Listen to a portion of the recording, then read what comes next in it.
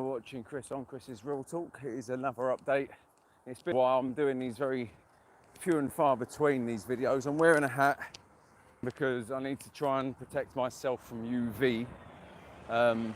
Sorry if the audio is not that great. I've got a pair of headphones in and it's a little bit blowy. But yeah, so I've got to protect my head one way or another, and I don't fancy putting a load of jollop on the top of my bunts. In regard to some comments that I had last week in one of my videos, in fact the last video that I'd done, you know who you are, and I love you lots because you're family, but you really don't have any right to comment on me being angry when I have a right to be angry for many, many, many different reasons, including our government, because you need to remember, I've been working full time since the age of 15. I've paid tax on every single thing I've earned since the age of 15. You know, working up to 50 plus hours a week since the age of 15. I've seen different governments come in, I've seen coalitions, I've seen every single party and every single Prime Minister, one way or another, excluding Gordon Brown for some reason, ruin this country. So yes, I'm angry and I want change. And no, I don't trust Jeremy Corbyn at all. You know, on top of my current health situation, I have every right to be angry because I'm fed up with being led down the garden path by the people we're supposed to trust. Okay? So go and sniff Jeremy Corbyn's arsehole. You know, there's so many Jeremy Corbyn bum lovers out there who think he's the Messiah when he's not the Messiah. He's a naughty, naughty boy. I just wanted to get that off my chest. Anyway, so today is the 23rd of September, which means it's the start of my next round of chemo. Today is the start of my second cycle. And much like the first one, in fact, almost identical to the first cycle, I'm going to be having treatment on almost the same days, which means 3 intrathecals, 3 ITs, 3 back injections. I'm no longer neutropenic at the moment anyway. I have an immune system. I've had this 10 days off to recover. I am Baldylocks from the free hairs for those who are trying to catch up with what's going on. My beard's growing very patchy, so I've had to shave that off. Thank you very much, chemotherapy. So, you know, I feel like a baby in that respect. I'm very baby-faced at the moment for a 35-year-old. So today's the big one. So at 10:30, I've got to be at the hospital. I'm going to get there early because it's always good to be somewhere early. And I've got to have immunotherapy and I've got to have chemotherapy. And just to recap on, for those of you who are unaware as to what the immunotherapy is, it's the rituximab chemical which goes into the body, which takes at least 4 hours on the drip. And again, with the way that works, it binds specifically to lymphoma. And then the body's own immune system gets rid of that chemical and takes the lymphoma with it. So that's what's happening, along with 3 different types of chemo today. It's not going to be fun. It's going to be a very, very long day, just like the first time. But it is cycle 2. We're nearly halfway through. And I just really want to get better, you know, and I've got to have that positivity around. It's going to be difficult because I'm feeling really good at the moment. I really am. And I know over the next week, I'm going to start being dragged down again as my immune system breaks down. I'm going to start feeling like crap. On the plus side, I am going to be at home.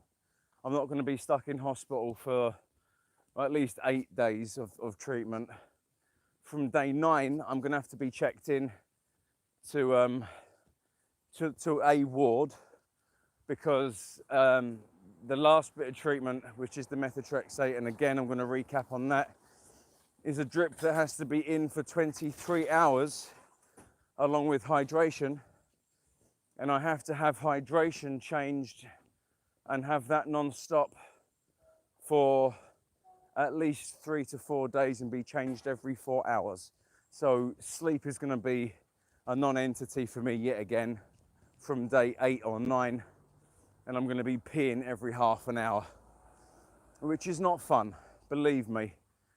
But you know, after that, then I get to go home for another 10 days and have a recovery period, and you know, try to build my immune system back up, try and put a bit of weight back on, which is what I've been doing over the last 10 days. Is I've been trying to bulk up.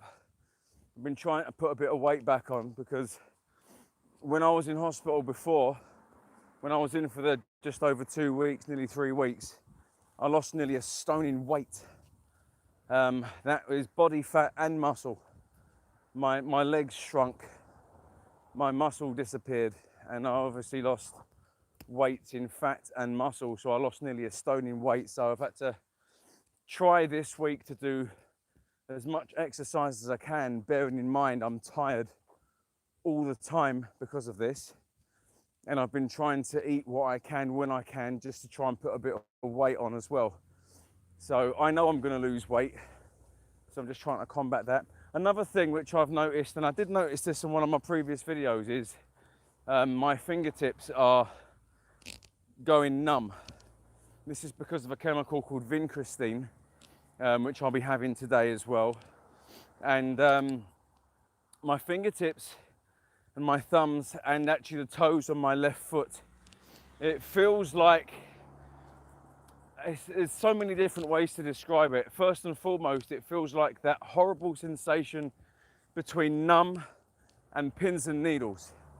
That's the easiest way to describe it, but to be more accurate about it, it's almost like you'd reached into the oven and picked out a scorching hot tray, and you've burnt your fingers and you've run them under a tap, and as you're running them under the tap, you're aware of it being extremely hot and extremely cold and tingly and painful at the same time. That is how my fingers feel all the time, and it is driving me mad, and it's getting worse, and it is only going to get worse as the months go on. And I've been told that there's a good chance that I'm not going to get my sensation back in my fingers for at least 6 months. So I'm constantly having to do this and, you know, touch different textures and just like physio almost. It's just to try and get a bit of sensation back. It's really horrible. But again, that's just what goes along with having the vincristine chemical. There is another side effect to one of the things I had when I was on my 10-day break. And basically, when I was off on the recovery period, they gave me a series of injections to put into my belly. You know, just a quick jab to build up my immune system, the neutrophils, the white blood cells. Now, unbeknownst to me, I didn't know this, I wasn't aware of this, but one of the side effects of this is a horrendously bad back, because of the bone marrow working overtime, putting out all these amazing neutrophils and white blood cells, you know, seeping out of your bones into your blood system and all that. It felt like someone had given me a kidney punch on both sides, and it was like that for about 4 days, and it was very, very painful to walk, stand up, sleep, or do anything. And I thought it was just me, but it's not. It's actually a very common side effect to having I really can't remember the name of these injections now, but they basically go into your belly, and it's like a quick push it down, and it boosts up your immune system.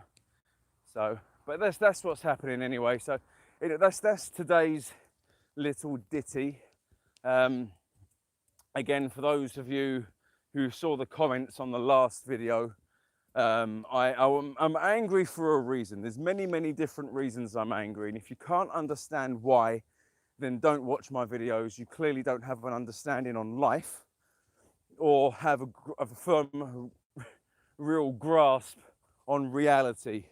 Because if you seem to think the sun shines out of Jeremy Corbyn's arsehole, then you know you need to dig a little bit deeper as to what the reality of life actually is.